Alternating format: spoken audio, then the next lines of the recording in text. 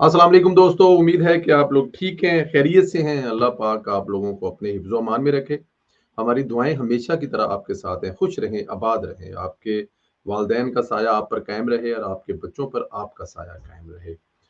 Channel को ज़रूर subscribe करें, बेल आइकन को प्रेस करें और जो आपसे राय माँगी जाए, उसका इज़हार ज़रूर करें। बहुत कुछ सीखने को मिलता है।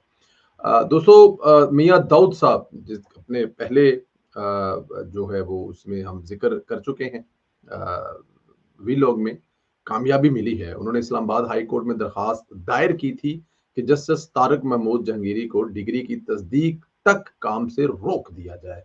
इसमें अहम तरीन पेशरफ्त हुई है। Chief justice Islamabad high court justice आमर फारूक ने जस्टिस जहांगीरी को अहम तरीन केस इलेक्शन ट्रिब्यूनल की समाअत से रोक दिया है। इस्लामाबाद हाई कोर्ट ने इलेक्शन ट्रिब्यूनल के 3 हलकों का बाकायदा ट्रायल आगे बढ़ाने से रोक दिया है। सिर्फ यहां तक इजाजत दी है कि वो रिकॉर्डिंग वगैरह मंगवा सकते हैं। मैं समझता हूं कि ये एक बहुत बड़ा रिलीफ है, बहुत बड़ी कामयाबी है, क्योंकि जहांगीरी साहब जैसे केस की समाअत लेकर चल रहे थे, जैसे वो इस्लामाबाद के 3 नशिस्तों के पीछे पड़े हुए थे, वाज़िया नजर आ रहा था कि उड़ा देंगे। हुकूमत से तीनों नशिस्तें छीनने का पूरा इरादा लेकर बैठे हैं। रोजाना की बुनियाद पर समाअत करना शुरू हो गए थे। जस्टिस जहांगीरी ने नून लीग के एमएनएस को जुर्माना भी कर दिया था। इनके रिमार्क्स और केसेस को चलाने से पीटीआई के बयानिए को फायदा मिल रहा था। अब वो कम अज कम केस की समाअत इस तरह नहीं कर सकेंगे जैसे वो रूटीन में कर रहे थे। होना नहीं चाहिए। सियासी पार्टियों के दरमियान में जज को पार्टी नहीं बनना चाहिए। लेकिन यहाँ पर जहांगीरी साहब के रवैये से ऐसा लग रहा था कि जहांगीरी साहब जो है वो नून लीग को या फिर जाहिर है क्योंकि नून लीग ने वो तीनों सीटों जीती हुई है, तो नून लीग को तो वो ले दे जाएंगे। उनके देखें अब वो जब उनके उनके उनकी उनकी ये जो कंपेन जिसको कहा गया हाईकोर्ट की तरफ से चल रही है जहांगीरी साहब के खिलाफ, उसको देखते हुए तो लग रहा था कि वो अगले उन्होंने डिसाइड कर लिया, अच्छा तुम मेरे खिलाफ कंपेन चलाओगे। उनको लग रहा होगा हुकूमत चला रही है या हुकूमत ये सब कुछ कर रही है, हालांकि उनको पता होता है करने वाले कौन होते हैं। तो वो उन्होंने इसका बदला लेने का, अच्छा ठीक है फिर ऐसी दे ऐसी तो भी ट्रेन दी पटड़ी तो लम्मा पा के तो ट्रेन लंघा देनी है। तो ऐसा मेरे ख्याल में अब नहीं होना जा रहा। तो मियाँ दाऊद साहब जो है, जैसा मैं आपको बता चुका हूँ कि वो भी जजों के लिए सलाहुद्दीन अयूबी बने हुए हैं या फिर मोहम्मद बिन कासम बने हुए हैं। वो आते हैं घोड़े पर बैठकर तलवार हाथ में पकड़ते हैं और जो जो रास्ते में आता उड़ा के रख देते हैं। फख्र है हमें आप पर मियाँ दाऊद साहब, और आपको हम खराजे तहसीन भी पेश करते हैं। दोस्तों, महसूस नशिस्तों के मामले पर चीफ जस्टिस काजी फैसला ने दूसरे दिन भी अहम तरीन इजलास बुलाया है। फुल कोर्ट इजलास में तमाम जजों को अपनी सदारत में इकट्ठा किया, मुशावरत की। काजी साहब ने कल भी यही इजलास किया था, जजों से मुशावरत का तवील सेशन किया था।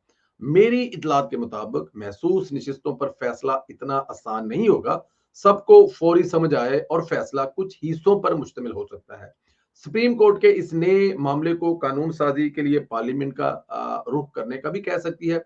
कुछ हिस्सों पर अपनी जजमेंट दे सकती है। ज्यादातर इम्कान तो कल फैसला सुनाए जाने का, लेकिन किसी भी वक्त कोई बड़ी खबर आ सकती है। देखें, 2-3 हिस्से हो सकते हैं ना इसके, इस फैसले के। पहला हिस्सा तो जो पेशावर हाई कोर्ट ने फैसला किया था, क्या सीटें हुकूमत को देने का उनका फैसला बरकरार रखा जाए। ठीक है जी, पहला मतलब ये भी तो हो सकता है। और दूसरा, इसके अलावा पाकिस्तान तहरीक इंसाफ या फिर सुन्नी इत्तेहाद को तो ये सीटें किसी सूरत में मिलने वाली नहीं है। क्यों नहीं है? क्योंकि वो उन तमाम जो लॉज हैं उन पर पूरा नहीं उतरते। उन्होंने इत्तेहाद, एक तो इलेक्शन तहरीक इंसाफ ने इलेक्शन लड़ा नहीं है, उनकी जमात के बजाय उन्होंने एक आजाद अरकान ने इलेक्शन लड़ा, और आजाद अरकान जो है वो इन सीटों पर उनका कोई हक नहीं है बाई लॉ। और जो जिनसे उन्होंने इत्तेहाद किया या जिनसे उनका इत्तेहाद कराया गया, वो कोई भी सीट जीत कर बाकायदा तौर पर असेंबली में नहीं आए। उनका जो चेयरमैन था वो भी आजाद हैसियत से, मतलब वो जिसकी जमात है उसने अपना इंतहाबी निशान लेने की, मतलब क्या कहा जाए उस पे। तो वो भी, तो ये वाला हिस्सा भी है कि मतलब सीटें उनको नहीं जानी। अगर सीटें उनको नहीं जानी तो क्या पेशावर हाईकोर्ट वाला फैसला बरकरार रखना है, या फिर एक और मिसाल मौजूद है सॉरी कुछ दोस्तों का कहना था, जिसमें मैं भी सोचता हूं कि ये सीटें फिल होनी है बाई लॉ, ये खाली नहीं रह सकती। ना इन पे कोई इंतखाबात हो सकते हैं, ना इन पे कोई वोटिंग हो सकती है।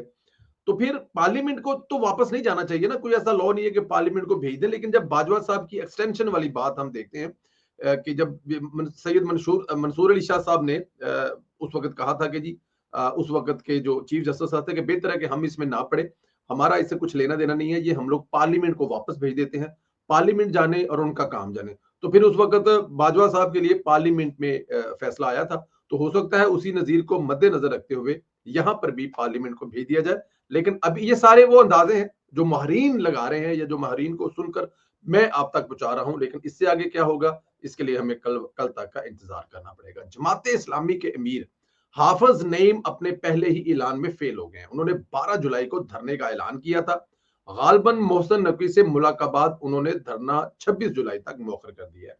बहुत अहम पेशरफ्त है। हुकूमत को डी चौक में इनका इंतजार था, लेकिन यह हुकूमत के लिए भी अच्छी पेशरफ्त और खबर है। दूसरी तरफ पीटीआई को जमात इस्लामी को बुरा भला कह रही है, क्योंकि वो तो चाह रहे थे कि इस्लामाबाद में मजमा लगे और इंतशारी सूरत हाल पैदा हो और मुल्की मैशियत का नुकसान हो। जमात इस्लामी देखें एक बड़ी जमात है, मुनज़्ज़म जमात है, इसमें कोई शक नहीं है। पाकिस्तान की जितनी जमातें उनमें से उनका किसी का कोई अगर इंटरनल सिस्टम है तो वो जमात इस्लामी का। लेकिन अवाम में जमात इस्लामी क्यों फेल है? प्राइवेट दोस्तों से जब भी बात करते हैं तो वो जमात इस्लामी के लोगों के बारे में एक बात कहते हैं जो यहाँ पर मैं नहीं कहना चाहता, क्योंकि बड़े ज्यादा दोस्त हैं हमारे साथ, पढ़े हुए हैं, हमसे सीनियर भी हैं, बड़े बड़े ओहदों पर बैठे हुए हैं, बड़े बड़े ब्यूरोक्रेट्स हैं, बड़े बड़े टीवी चैनल्स में बैठे हुए हैं, कुछ करते धरते हैं। तो इसलिए उनके बारे में वो लफ्ज इस्तेमाल नहीं करता, लेकिन आप लोगों के जेहन में वो लफ्ज जरूर आ गया होगा।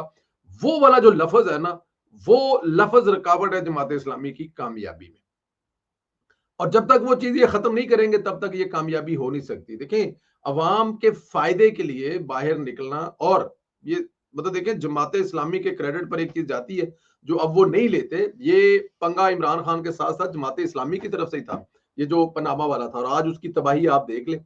अवाम ने कभी भी इस तरह पजीराई नहीं, मतलब जमात इस्लामी किसी दौर में कुछ सीटा जीते करती थी। जब एमक्यूएम ने बाईकाट किया था तो उस वक्त कराची की मेयरशिप भी वो ले गए थे, नेमतुल्ला खान साहब थे। लेकिन इसके अलावा उनके क्रेडिट पर हमेशा मतलब ये जुलूस और धरने और कुछ ऐसे वाकयात को बुनियाद बनाकर लोगों में अपनी पॉपुलैरिटी के अलावा कोई इतनी बड़ी चीज नहीं है। अगर हमारे पैदा होने से पहले कोई जमात इस्लामी का किस जगह पे होल्ड था तो था। तो यहाँ पर जो अब नए हाफिज नईमुल साहब आए हैं वो कराची के, आपको पता ही है उनके क्रेडिट पर क्या क्या चीजें हैं, वो क्या क्या करते रहे हैं। बड़ा सख्त मुकाबला उन्होंने बेशक वहां पर किया, लेकिन क्योंकि जमात इस्लामी को सिराजुल हक साहब जो है वो काफी हद तक जो है वो एक अलहदा ही डायरेक्शन में ले गए थे। अब वापस बुलाना होता है उनसे, नहीं होता, ये अल्लाह बेहतर जानता है। लेकिन यहाँ पर जमात इस्लामी जो अपना पहला वादा किया था आवाम से कि हम लोग धरना देने जा रहे हैं और बिजली बिजली देखे, धरना देने से क्या ये चीजें ठीक हो जाएंगी? बैठे ना हुकूमत के साथ और बताएं उनको क्या आपके पास हल है इसका। जमात इस्लामी बुलाए, बताए उसका हल और उसके हुकूमत को वहां पर लेके जाए, बजाय कि आकर धरने दें। अच्छा जी, इधर पीपल्स पार्टी ने आंखें दिखाना शुरू कर दी है। जरदारी ने कहा है कि मैं मैदान में आ गया हूं, हुकूमत गिरा कर अपनी हुकूमत बनाना जानते हैं। नून लीग से हुकूमत नहीं चल रही, सब तैयार हो जाए क्योंकि हमने बहुत काम करना है। जरदारी साहब का यह बयान तो सियासी है, लेकिन इससे उन्होंने अवाम के सामने खुद को बरजुमा करार देने की कोशिश की है। उन्होंने कोशिश की है कि जितने भी टैक्स और अवाम पर बोझ है इससे पीपी का कोई तल्लक नहीं, ये पीपी का वतीरा रहा है। हर इत्तेहादी हुकूमत में यही करते आए हैं, पीडीएम की हुकूमत भी यही किया था। हुकूमत साजी का ये हिस्सा है, आईनी ओहदे पर एंजॉय कर रहे हैं। अरे भाई, अगर हुकूमत फेल है तो फिर आईनी ओहदे छोड़ दें। ऐसा तो नहीं हो सकता अवाम के सामने मुश्किल फैसलों पर गालियां सिर्फ नून लीग खाए और मीठा आप खाएं, अवाम के साथ मिलकर हुकूमत गालियां भी खाए। पीपी इसलिए अब तक कबीना का हिस्सा नहीं बनी थी। मुश्किल फैसले हैं, आईएमएफ पैकेज है, फिर जब रिलीफ मिलना शुरू हो गया तब हुकूमत का हिस्सा बनकर क्रेडिट ले लेंगे। देखिए, इसके अलावा कुछ और भी मसाइल हैं। पाकिस्तान पीपल्स पार्टी चाहती है कि जनूबी पंजाब से, पंजाब में जो उनके कुछ अरकान जीत कर आए हुए हैं, जो 15-20 या 5-7 जितने भी हैं, उनको हिस्सा दिया जाए और मरियम नवाज की कैबिनेट में पाकिस्तान पीपल्स पार्टी के लोगों को शामिल किया जाए। और फिर उसके अलावा पीपल्स पार्टी का वतीरा आपको पता ही है। अब वो मरियम नवाज साहबा भी अपने बाप और चचा की तरफ वो मेरिट मेरिट मेरिट है, तो वो भी मेरिट के अलावा कुछ नहीं करना चाहती। लेकिन पाकिस्तान पीपल्स पार्टी वाले तो किसी मेरिट को मानते नहीं है। उनका तो काम ही आपको पता है, अगर वो मेरिट को मांगे तो फिर तो सारी कहानी खत्म होगी। उनके नजर तो मेरिट है ही कोई नहीं है। उनके नजर तो अपने लोगों को नवाजना है, अपने लोगों को खिलाना है, अपने लोगों को पिलाना है।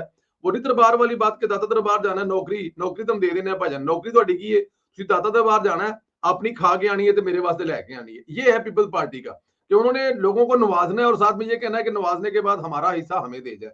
तो वो पंजाब में उनको नहीं मिल रहा, तो ये प्रेशर जो डालने के लिए है, जो मरियम नवाज नहीं मार रही पंजाब में उनको अपने कैबिनेट में लेने के लिए पाकिस्तान पीपल्स पार्टी को, ये भी आसफ अली जरदारी साहब जो है ये चाहते हैं कि वो प्रेशर डाले। अब आसफ अली जरदारी साहब खुद एंजॉय कर रहे हैं भाई, मतलब अरबों रुपया जो है आप पर लग रहा है सालाना सदर हाउस पर, इसी तरह अरबों रुपए गवर्नर हाउसेज पे लग रहे हैं। छोड़ दें आप, अवाम को इतनी, अवाम की इतनी दर्द और तकलीफ है तो चले जाए जरदारी हाउस में रहें, वहां पर बताएं लोगों को, मिसाल कायम कर दी सदर ने, वो सदर हाउस में नहीं रह रहा, सारा खाली कर दिया, सारे मुलाजिम फारग कर दिए, अरबों रुपया जो लग रहा था वो बचा लिया। ऐसे थोड़ी होता है जरदारी साहब। ये जो आपकी गिदड़ भभकियां एक, और दूसरी ये जो आप दिखाने के और खाने के और दांत है ना, ये सबको पता है अब इससे काम चलेगा नहीं। पीडीएम की हुकूमत भी आपका यही वतीरा था और अभी भी आपका यही वतीरा, लेकिन इससे आपको कोई कामयाबी नहीं मिलने वाली। अवाम बड़ी सियानी हो गई है, इस डिजिटल मीडिया ने अवाम को बड़ा सियाना कर दिया हुआ है। अच्छा दोस्तों, एक दो चीजें और भी हैं, वो इंशाल्लाह ताला आपको अगले वीलॉग में बताते हैं। मरियम नवाज ने बड़ी अहम जो डेवलपमेंट है उसके बारे में भी आपको अगले वीलॉग में बताते हैं, जो बच्चों को मोटरसाइकिल देने वाला जो उनकी आज की अभी तकरीब चल रही है, इसकी पूरी डिटेल से आपसे बात करेंगे, बताएंगे कि लोगों को, बच्चों को, स्टूडेंट्स को इससे क्या फायदा होना जा रहा है। अपना बहुत ज्यादा ख्याल रखें, इजाजत दें, इंशाल्लाह अगले वीलॉग में मुलाकात होगी। कमेंट करना मत भूलें। आपको क्या लगता है कि ये जो मियां दाऊद साहब का अदालत में जाना है और ट्रिब्यूनल से उसको जहांगीरी साहब को काम करने के रोकने के बाद, क्या उनका फटा चुका जा सकता है? और अगर चुका जा सकता है तो कैसा चुका जा सकता है? दूसरा, आसफ अली जरदारी साहब की इसकी जो ये जो उन्होंने मीडिया पर आकर भड़क मारी है, इस भड़क का मतलब क्या है? आपके ख्याल में आसफ अली जरदारी साहब को ये सब कुछ क्यों कहना पड़ा? इस सवाल का जवाब जरूर दें। इंशाल्लाह ताला अगले वीलॉग में आप लोगों से मुलाकात होगी। अपना ख्याल रखें, मुझे इजाजत दें। बहुत शुक्रिया। खुदा।